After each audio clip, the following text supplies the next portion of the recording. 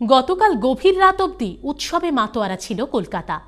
কেননা IPL 7-এর ফাইনালে টান টান উত্তেজনার মধ্যে দিয়েই কিংস 11 পাঞ্জাবকে হারিয়ে চ্যাম্পিয়ন হল কলকাতা নাইট রাইডার্স। স্বভাবতই কলকাতার ক্রীড়াপ্রেমীদের কাছে রবিবারের রাত ছিল উৎসবের রাত। বেঙ্গালুরুতে নায়ক হয়ে তাই আজ সন্ধ্যাতেই শাহরুখ খান সহ টিম KKR পদার্পণ করল কলকাতায়। কেননা আগামীকাল রাজ্য সরকার এবং CABর পক্ষ থেকে তাঁদের দেওয়া হবে বিশেষ সম্বর্ধনা। IPL নিয়ে বিতর্ক কম হয়নি, কিন্তু গৌতম গম্ভীরের KKR দুরন্ত জয় হাসিল করে সমস্ত বিতর্ক ধামাচাপা দিয়ে হয়ে উঠল টক অফ দ্য টাউন। প্রমাণ করল তারাই সেরা। অন্যদিকে বহুদিনের স্বপ্ন সফল হলো তেলেঙ্গানা রাজ্যের দাবিদারদের। আজ দেশের 29তম রাজ্য হিসেবে আত্মপ্রকাশ করল তেলেঙ্গানা।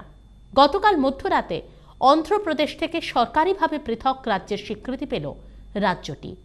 আজ সকালে তেলেঙ্গানার প্রথম মুখ্যমন্ত্রী হিসেবে শপথ নিলেন কে চন্দ্রশেখর রাও এবং তাঁর মন্ত্রিসভা। নতুন রাজ্য গঠিত হওয়ার আনন্দে হায়দ্রাবাদে স্বভাবতই উৎসবের মেজাজ। তেলেঙ্গানা রাজ্যের মুখ্যমন্ত্রী হিসেবে শপথ নিয়ে মুখ্যমন্ত্রী তথা TRS প্রধান কে চন্দ্রশেখর রাও বিজয় উৎসবে যোগ দেন।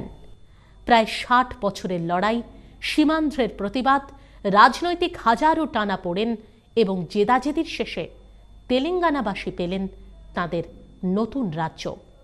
তবে দিনভর হর্ষের এই আবহের মধ্যেই বিষাদের রং ধরায় প্রাক্তন কেন্দ্রীয় মন্ত্রী তপন শিকদারের প্রয়াণের ঘটনা। আজ ভোর 4:30 নাগাদ তাঁর মৃত্যু হয়। বেশ কিছুদিন ধরেই কিডনির সমস্যায় ভোগা তপনবাবু তবু মনের জোরকে হাতিয়ার করে সদ্য সমাপ্ত লোকসভা নির্বাচনে দমদম লোকসভা কেন্দ্র থেকে বিজেপির হয়ে প্রতিদ্বন্দ্বিতা করেছিলেন।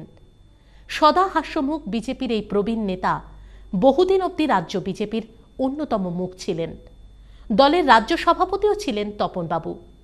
রাজ্য থেকে জিতে লোকসভায় বাজপেয়ীজির মন্ত্রিসভাতেও জায়গা করে নিয়েছিলেন অকৃতদার এই প্রবীণ বিজেপি নেতা।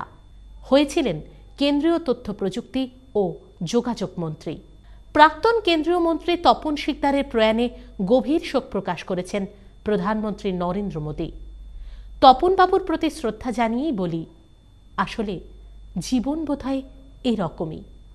এই আনন্দ তো এই শোকের আবহ। হর্ষ বিষাদের এই জীবনপুরের পথিক হয়ে আপনারা কি বলবেন? Bureau report, CTVN+।